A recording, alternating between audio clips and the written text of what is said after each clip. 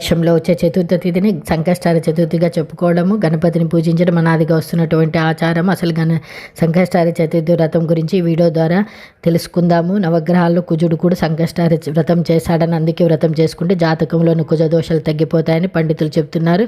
కుజుడి అనుగ్రహం కలుగు నరలోకాధిపతి ఆయన యమధర్మరాజు కూడా సంకష్టారి వ్రతం చేశాడని అంటారు. అందుకే జీవితంలో అపమృత్యు దోషాలు లేకుండా పూర్ణ ఆయుర్దాం కావాలంటే సంకష్టార చతుర్థి వ్రతం చేయాలని, అలాగే జీవితంలో పూర్వవైభవం రావాలన్నా, సంతానం కలగాలన్నా, దూరమైపోయినటువంటి భార్యాభర్తలు కలిసిపోవాలన్నా సంకష్టార వ్రతాన్ని చేయాలి. సంకష్టార వ్రతానికి ఇన్ని ప్రయోజనాలు ఉన్నాయి. అయితే సంకష్టార వ్రతాన్ని ఎలా చేయాలి, గణేష్ పురాణం చెప్పిన విధంగా మనం ఇప్పుడు ఈ వీడియో ద్వారా తెలుసుకుందాము.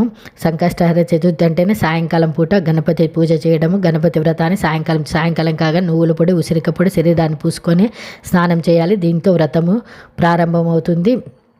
స్నానం చేశాక పూజ గదిలో గణపతి విగ్రహం ఉంచుకోవాలి. బంగారు, వెండి, పగడ, రాగి, ముత్య, మరకతీయ గణపతినైనా ఉంచుకోవచ్చు. శ్వేతార్క గణపతి అంటే తెల్ల జిల్లేడు వేరు మీద చెక్కిన గణపతినైనా ఉంచుకోవచ్చు. ఏ లోహంతో చేసిన గణపతి విగ్రహమైనా పూజలో ఉంచుకోవచ్చు, కానీ ఒక్క ఇనుము లోహం మాత్రం వాడద్దని గణేష్ పురాణము చెప్పింది. గణపతిని పూజించాలనుకునే వాళ్ళు వెంటనే ఫలితాలు రావాలంటే ఆవు పేడ కొద్దిగా మట్టిలో కలిపి ఆ మట్టితో చేసినట్టు గణపతిని కానీ, తెల్ల జిల్లేడు వేరు మీద చెక్కిన గణపతిని కానీ పూజించండి. ఎప్పుడైనా సరే గణపతిని సంకష్టార చతుర్థి రోజున పూజించాలి అనుకున్నప్పుడు పూజలు ఆవుపేడ ఖచ్చితంగా ఉండాలి. గణేష్ పురాణ ప్రకారం సంకష్టార పూజ చేసుకునే పీట మీద తమలపాకు ఉంచి దాని మీద ఆవుపేడ ఉంచి దాని మీద కొన్ని గరిక పోచలు వేసి పెట్టుకొని పూజ చేస్తే సంపూర్ణమైనటువంటి ఫలితం ఉంటుంది. ఈ ఆవుపేడను ఎరువుగా వాడాలి.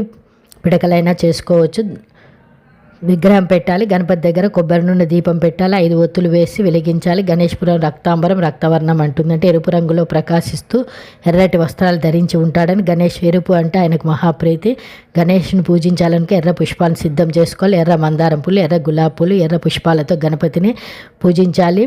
గరిక పోచలు అంటే ఎర్ర పూలతో గణపతిని 108 నామాలు చదవాలి. అష్టోత్తర మొత్తం చదవలేని వాళ్ళు గం క్షిప్ర ప్రసాద నమః అనేటువంటి మంత్రాన్ని వీలైన సార్లు గణపతి పూజలో ఎర్ర పూలు, గరికపు నేరేడు ఆకులు కూడా ఉండేటట్లు చూసుకోవాలి. దీనివల్ల గణేశుడు అనుగ్రహిస్తాడని గణేష పురాణము చెప్పారు.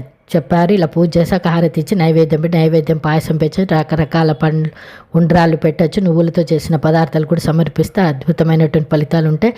అలాగే సంకష్టార చతుర్థి చేసే వాళ్ళు ఖచ్చితంగా నేరేడు ఆకుల నుంచి నైవేద్యంలో నువ్వులతో చేసిన పదార్థాల నుంచి అప్పుడు గణపతి అనుగ్రహిస్తాడని శాస్త్రాలు చెప్తున్నాయి. వీడియో నచ్చితే తప్పకుండా లైక్ చేయండి.